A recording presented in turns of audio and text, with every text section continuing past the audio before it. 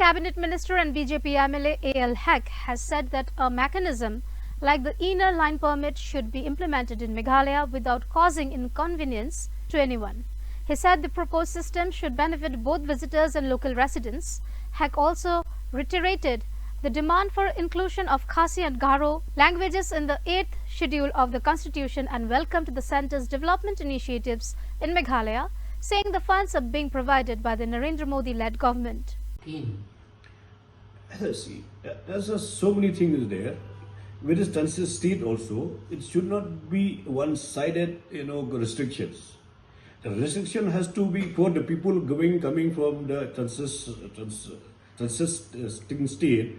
Suppose from here to coming from Guwahati to Silchar. That also we have to look after. They should not be disrupting the smooth, flowing of any people are coming from outside. It should not be too much disrupting. That's all only.